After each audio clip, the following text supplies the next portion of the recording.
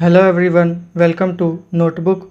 और नोटबुक के इस वीडियो में आज हम डिस्कस करेंगे रेलवे एनटीपीसी 2016 में पूछे गए क्वेश्चंस का सेट 2। और दोस्तों, अगर आपने इस सीरीज़ का सेट 1 नहीं देखा है तो प्लीज़ जाकर देखिए, क्योंकि उसमें मैंने बहुत सी इंपॉर्टेंट बातें बताई हैं जो कि आपके आने वाले सभी एग्ज़ाम्स के लिए वेरी हेल्पफुल होंगी।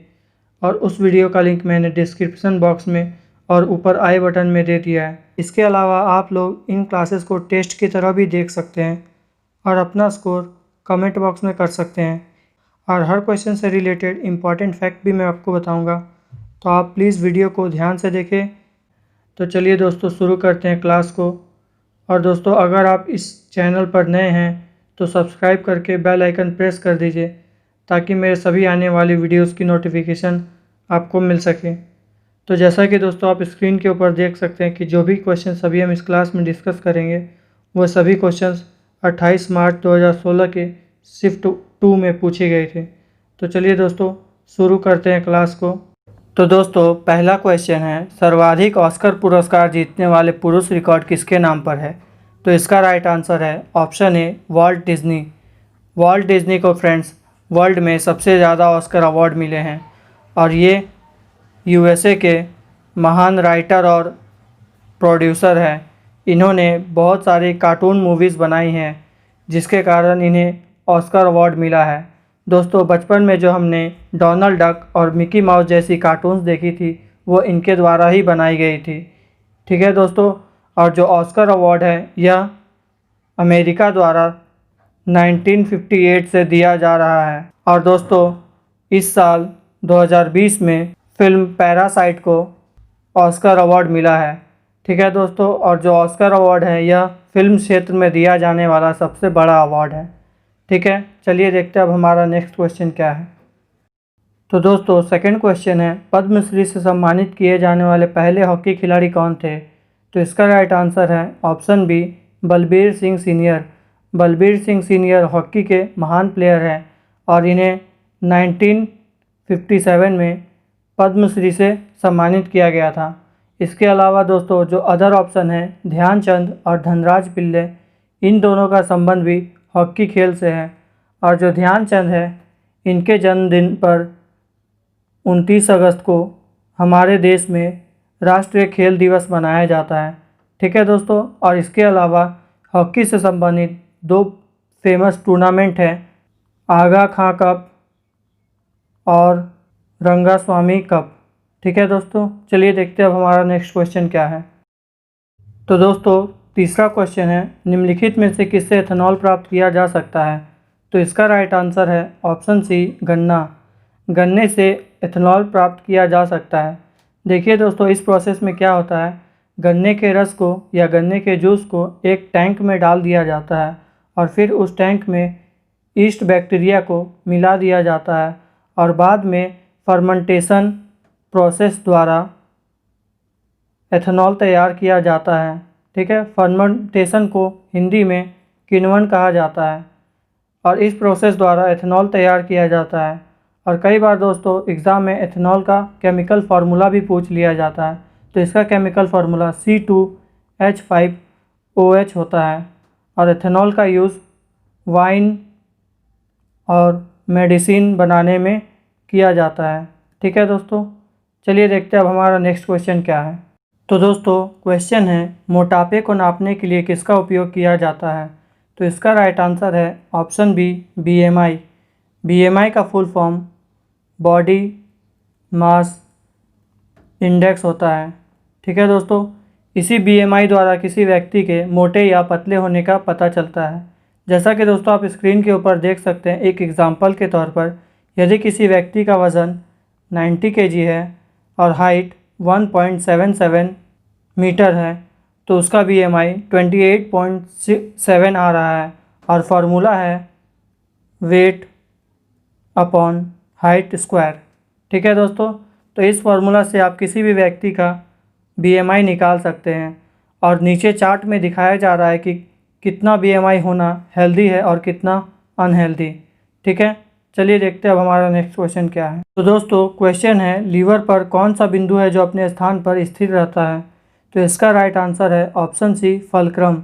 लीवर का जो फल्क्रम वाला पार्ट है वो अपने स्थान पर स्थिर रहता है और जो लोड है और एफर्ट ये दोनों मूव करते हैं। लीवर को दोस्तों हिंदी में उत्तोलक कहा जाता है और लीवर या उत्तोलक बेसिकली 3 तरह के होते हैं। जैसा कि दोस्तों आप स्क्रीन के ऊपर देख सकते हैं कि तीनों तरह के लीवर में डिफरेंस दिखलाया गया है, ठीक है। और तीनों में जो फल्क्रम वाला पार्ट है वो बस सपोर्ट प्रोवाइड कर रहा है, ठीक है दोस्तों, सपोर्ट प्रोवाइड कर रहा है। चलिए देखते हैं अब हमारा नेक्स्ट क्वेश्चन क्या है। तो दोस्तों क्वेश्चन है पक्षियों के अध्ययन को क्या कहा जाता है। तो इसका राइट आंसर है ऑप्शन बी ऑर्निथोलॉजी। पक्षियों के अध्ययन को ऑर्निथोलॉजी कहा जाता है। इसके अलावा दोस्तों अगर अदर ऑप्शन को देखें तो जो एंटोमोलॉजी है इसमें हम छोटे छोटे कीट यानी कि इंसेक्ट्स के बारे में स्टडी करते हैं, ठीक है। इसके अलावा जो हर्पेटोलॉजी है इसमें हम रेंगने वाले जीव यानी कि रेप्टाइल्स का स्टडी करते हैं। रेप्टाइल्स के एग्जांपल है सांप, छिपकली, रेप्टाइल्स के एग्जांपल है। और हर्पेटोलॉजी में हम रेप्टाइल्स का स्टडी करते हैं, ठीक है। चलिए देखते हैं अब हमारा नेक्स्ट क्वेश्चन क्या है। तो दोस्तों क्वेश्चन है ब्रह्मांड का सबसे छोटा ग्रह कौन सा है। तो इसका राइट आंसर है ऑप्शन सी बुध। बुध ब्रह्मांड का सबसे छोटा ग्रह है और इसे इंग्लिश में मर्क्यूरी कहते हैं, ठीक है। और इसी प्रकार जो जुपिटर है या जिसे हम बृहस्पति कहते हैं वो ब्रह्मांड में सबसे बड़ा प्लैनेट है, ठीक है। दोस्तों आप स्क्रीन के ऊपर सभी प्लैनेट्स को उनके साइजेस के हिसाब से देख सकते हैं। और दोस्तों प्लूटो के बारे में बात करें तो यह छोटा ग्रह है परंतु सन 2006 में इसे प्लैनेट्स के लिस्ट से बाहर निकाल दिया गया था, ठीक है। और इसी प्रकार जो सबसे बड़ा मून है या जिसे हम प्राकृतिक उपग्रह कहते हैं वो जुपिटर का ही गैनीमेड मून है, ठीक है। और जो सबसे छोटा मून है जो कि डीमोस है वो मार्स प्लैनेट का मून है, ठीक है। तो इस क्वेश्चन से हमें इतनी जानकारी मिलती है। चलिए देखते हैं अब हमारा नेक्स्ट क्वेश्चन क्या है। तो दोस्तों क्वेश्चन है विद्युत आवेश का एसआई मात्रक क्या है। तो इसका राइट आंसर है ऑप्शन बी कूलॉम्ब। कूलॉम्ब जो है ये इलेक्ट्रिक चार्ज का एसआई यूनिट है, ठीक है। और अदर ऑप्शन को देखें तो जो वोल्ट है ये विभवांतर यानी कि पोटेंशियल डिफरेंस का एसआई यूनिट है। और जो केल्विन है ये टेम्परेचर का एसआई यूनिट है। और जो लास्ट ऑप्शन है किलोग्राम यह मास या द्रव्यमान का एसआई यूनिट है, ठीक है। चलिए देखते हैं अब हमारा नेक्स्ट क्वेश्चन क्या है। तो क्वेश्चन है डेनमार्क की राजधानी क्या है। तो इसका राइट आंसर है ऑप्शन ए कोपेनहेगन। डेनमार्क की राजधानी कोपेनहेगन है। और जो डेनमार्क की करेंसी है वो डेनिश क्रोन है, ठीक है। और जो डेनिश क्रोन है दोस्तों ये ग्रीनलैंड की भी करेंसी है। और ग्रीनलैंड से दोस्तों एक क्वेश्चन बनता है कि वर्ल्ड का सबसे बड़ा आइलैंड ग्रीनलैंड ही है, ठीक है। और अदर ऑप्शन को देखें तो जो ब्रुसेल्स है ये बेल्जियम की कैपिटल है। और जो सिडनी है ये ऑस्ट्रेलिया की मोस्ट पॉपुलेटेड यानी सबसे ज़्यादा जनसंख्या वाली सिटी है। और जो मॉस्को है ये रूस की कैपिटल है, ठीक है। चलिए देखते हैं अब हमारा नेक्स्ट क्वेश्चन क्या है। तो दोस्तों क्वेश्चन है 2015 में संयुक्त राष्ट्र जलवायु परिवर्तन सम्मेलन कहाँ आयोजित किया गया था। तो इसका राइट आंसर है ऑप्शन सी पेरिस। पेरिस में 2015 में संयुक्त राष्ट्र जलवायु परिवर्तन सम्मेलन आयोजित किया गया था। और दोस्तों ये क्वेश्चन जो है उस साल करंट अफेयर्स के रूप में पूछा गया था, ठीक है। और इस परिवर्तन सम्मेलन में 195 कंट्री ने हिस्सा लिया था, ठीक है। और जो 2020 में संयुक्त राष्ट्र जलवायु परिवर्तन सम्मेलन आयोजित किया जाना है वो स्कॉटलैंड में आयोजित किया जाना है, ठीक है। चलिए देखते हैं अब हमारा नेक्स्ट क्वेश्चन क्या है। तो दोस्तों क्वेश्चन है भारत में सबसे पुराना बांध कौन सा है। तो इसका राइट आंसर है ऑप्शन डी कल्लानाई बांध। कल्लानाई बांध को ग्रैंड अनिकुट बांध भी कहा जाता है और यह भारत का सबसे पुराना बांध है और ये कावेरी नदी पर तमिलनाडु में स्थित है, ठीक है।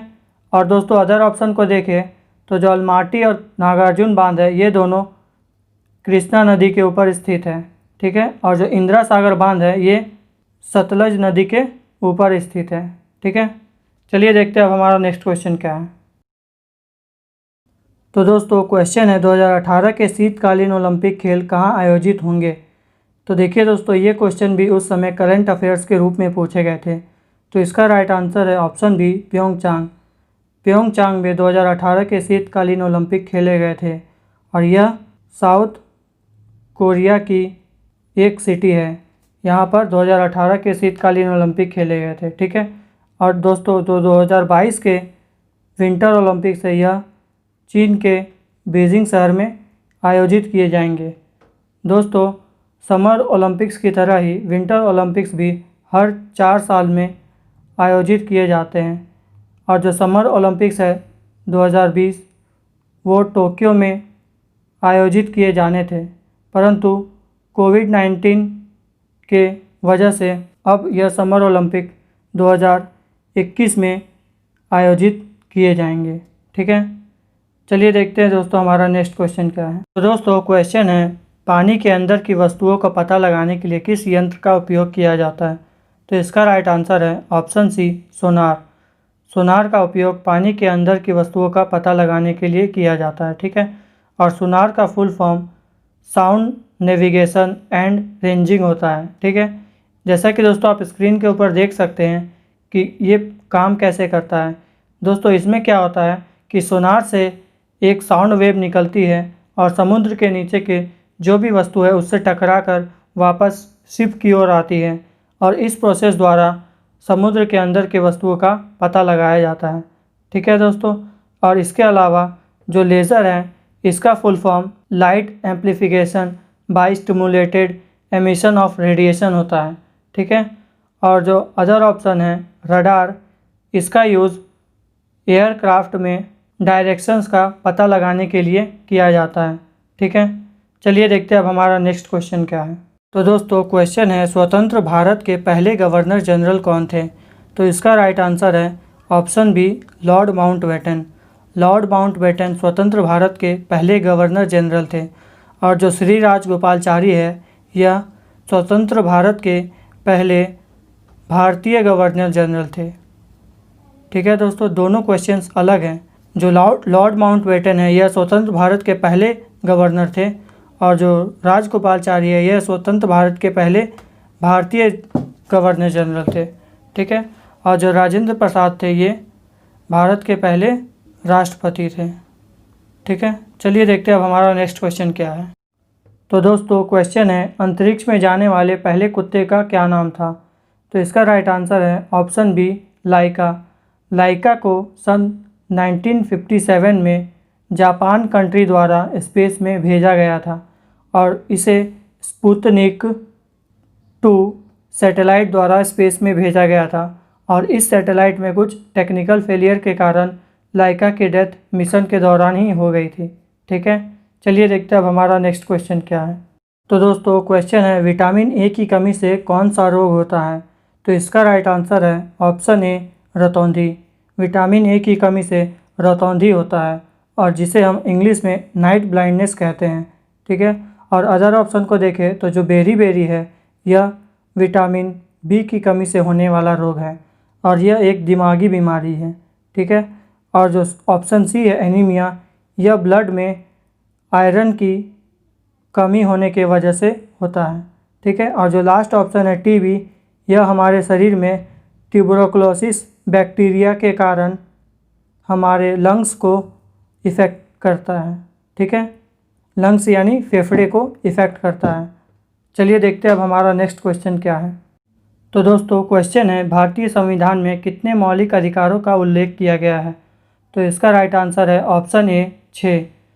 भारतीय संविधान में कुल 6 मौलिक अधिकारों का वर्णन किया गया है। दोस्तों हमारे संविधान में पहले 7 मौलिक अधिकार हुआ करते थे, परंतु 1976 में 42वें संविधान संशोधन के दौरान इसे घटाकर 6 मौलिक अधिकार कर दिया गया था। और दोस्तों जो 42वां संविधान संशोधन है इसे मिनी कॉन्स्टिट्यूशन भी कहा जाता है, क्योंकि दोस्तों 42वें संविधान संशोधन में संविधान में बहुत सारे संशोधन किए गए थे, इसलिए इसे मिनी कॉन्स्टिट्यूशन भी कहा जाता है। ठीक है। और दोस्तों जो मौलिक अधिकारों का कॉन्सेप्ट है यह यूएसए के संविधान से लिया गया है। ठीक है। चलिए देखते हैं अब हमारा नेक्स्ट क्वेश्चन क्या है। दोस्तों क्वेश्चन है 2015 में पुरुषों का फ्रेंच ओपन किसने जीता था। ये क्वेश्चन उस समय करंट अफेयर्स के रूप में पूछे गए थे। तो चलिए देखते हैं दोस्तों इसका राइट आंसर क्या है। तो जो स्टेन वावरिंका है ऑप्शन सी, इन्होंने 2015 में पुरुषों का फ्रेंच ओपन जीता था। ठीक है। दोस्तों कुल 4 ग्रैंड स्लैम टूर्नामेंट्स होते हैं। आइए देखते हैं कौन कौन से। पहले होते हैं ऑस्ट्रेलिया ओपन, दूसरे फ्रेंच ओपन और तीसरे विंबलडन ओपन और लास्ट में यूएस ओपन खेला जाता है। ठीक है दोस्तों, आप लोगों को इनके क्रम भी याद रखने हैं क्योंकि कई बार एग्ज़ाम में इनके क्रम भी पूछ लिए जाते हैं। ठीक है। और दोस्तों जो अदर ऑप्शन है नोवाक जोकोविच और राफेल नडाल, इन दोनों का संबंध भी टेनिस स्पोर्ट से है। ठीक है। और ये जो सभी ग्रैंड स्लैम टूर्नामेंट्स है ये सभी भी टेनिस स्पोर्ट से ही रिलेटेड है। चलिए देखते हैं अब हमारा नेक्स्ट क्वेश्चन क्या है। तो दोस्तों क्वेश्चन है क्षेत्रफल की दृष्टि से सबसे बड़ा दूसरा देश कौन सा है। तो इसका राइट आंसर है ऑप्शन बी, कनाडा। कनाडा जो है यह area wise second largest country है। ठीक है।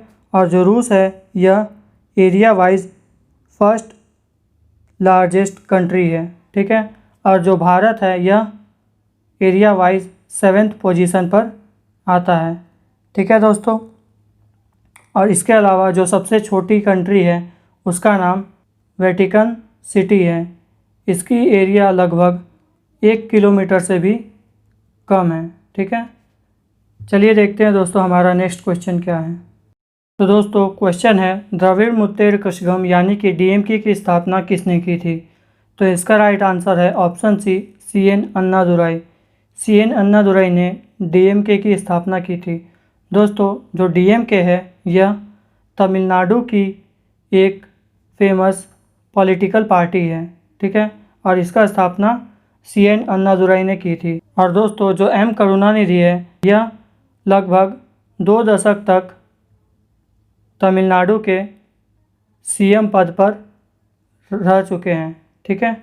चलिए देखते हैं हमारा नेक्स्ट क्वेश्चन क्या है। तो दोस्तों क्वेश्चन है भारतीय अंतरिक्ष कार्यक्रम का जनक किसे माना जाता है।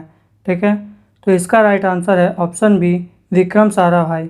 विक्रम साराभाई को father of Indian space programme कहा जाता है।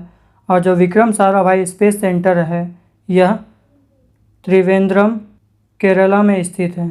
ठीक है। इसके अलावा दोस्तों अगर अदर ऑप्शन को देखें तो जो अब्दुल कलाम है इन्हें father of missile programme in India कहा जाता है। ठीक है। और इन्होंने प्रसिद्ध पुस्तक विंग्स ऑफ फायर लिखी है। ठीक है। और जो राकेश शर्मा है दोस्तों यह भारत की ओर से स्पेस में जाने वाले पहले व्यक्ति थे। ठीक है।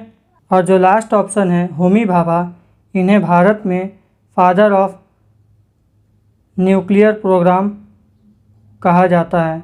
ठीक है। चलिए देखते हैं दोस्तों अब हमारा नेक्स्ट क्वेश्चन। तो दोस्तों क्वेश्चन है कंप्यूटर चिप का दूसरा नाम क्या है। तो इसका राइट आंसर है ऑप्शन बी, मदरबोर्ड। मदरबोर्ड को कंप्यूटर चिप भी कहा जाता है। जैसा कि दोस्तों आप स्क्रीन के ऊपर देख सकते हैं जो मदरबोर्ड है यह एक सर्किट बोर्ड होता है। ठीक है। जिसमें कंप्यूटर और CPU के टोटल प्लग्स आकर इंसर्ट किए जाते हैं।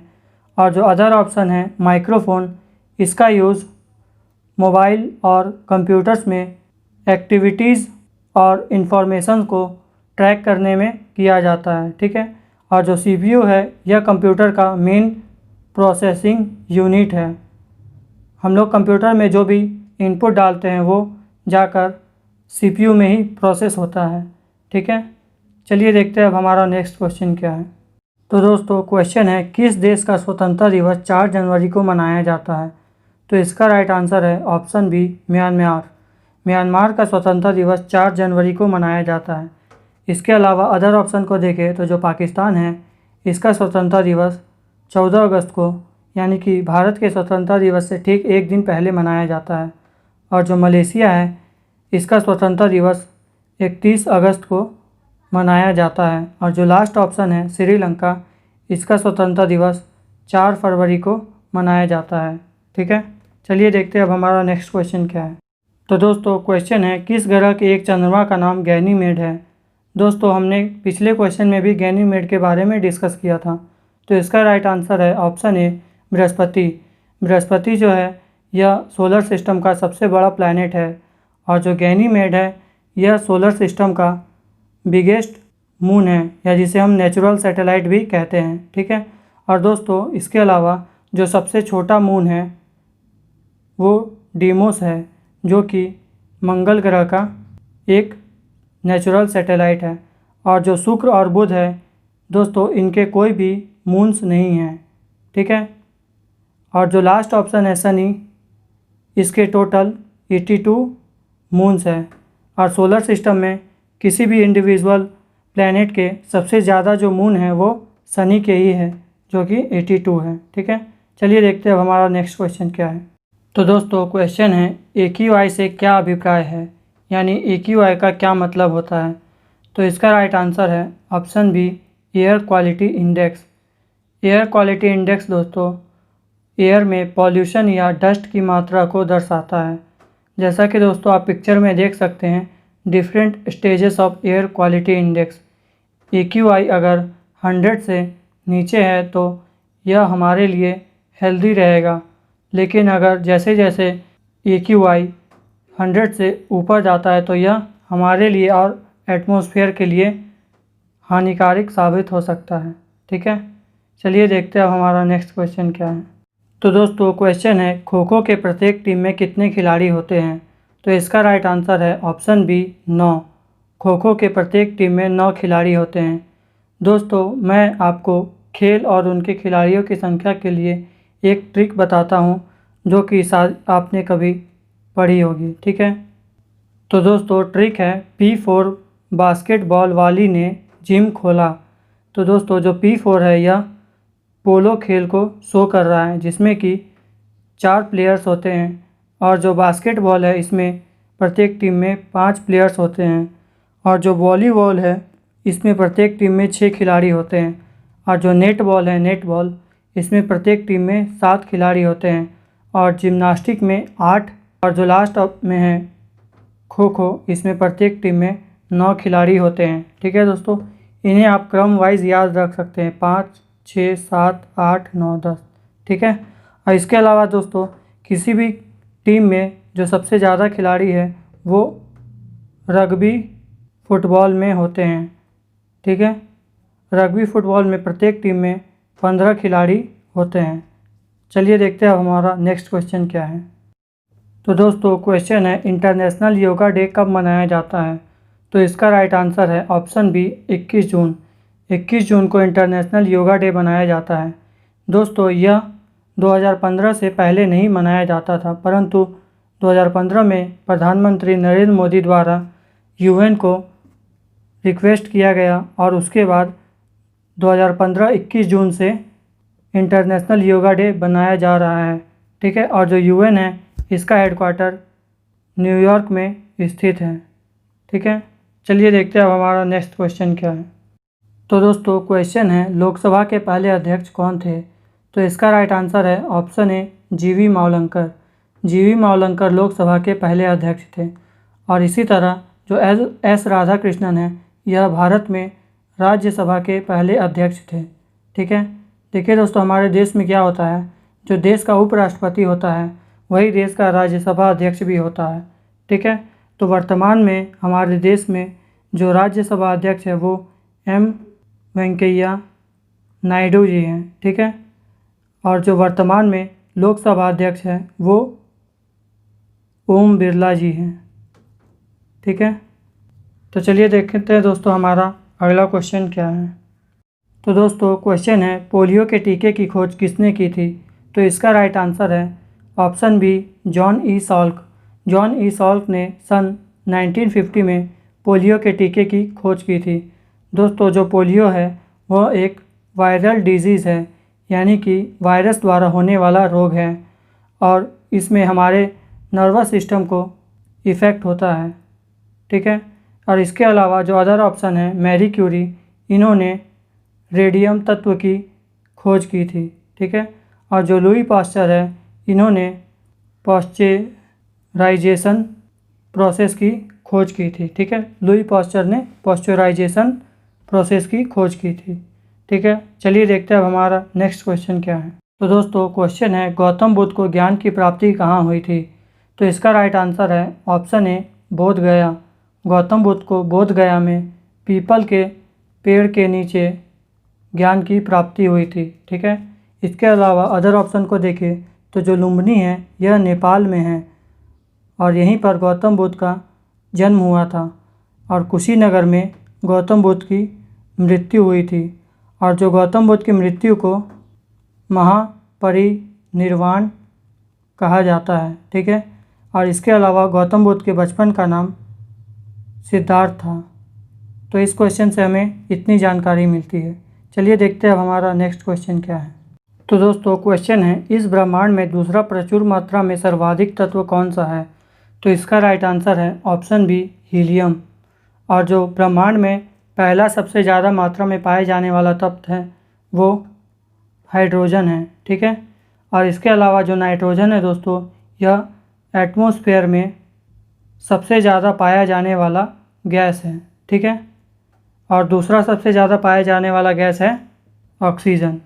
ठीक है, चलिए देखते हैं दोस्तों अब हमारा नेक्स्ट क्वेश्चन क्या है।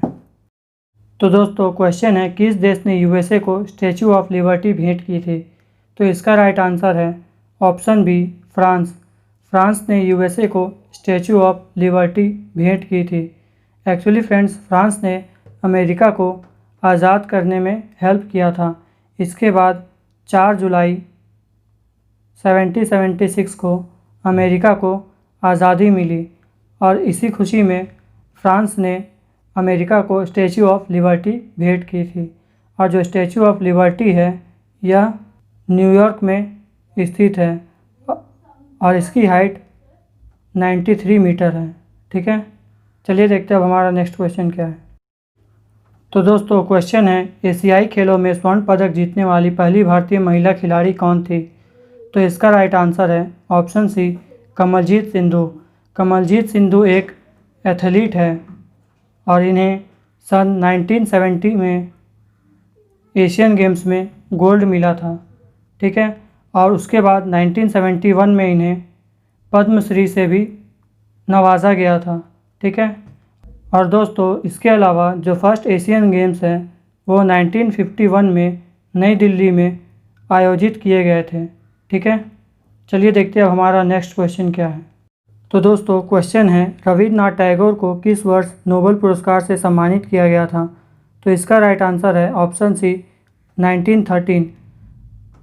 1913 में रविन्द्रनाथ टैगोर को उनके पुस्तक गीतांजलि के लिए शांति का नोबेल दिया गया था। ठीक है दोस्तों, इसके अलावा आप स्क्रीन पर भारत के सभी नोबेल प्राइज़ विनर्स को देख सकते हैं। ठीक है, और जो नोबेल प्राइज़ है यह स्वीडन कंट्री द्वारा दिया जाता है, सिर्फ शांति का नोबेल को छोड़कर। जो शांति का नोबेल है वह नॉर्वे कंट्री द्वारा दिया जाता है। ठीक है, तो चलिए दोस्तों देखते हैं अब हमारा नेक्स्ट क्वेश्चन क्या है।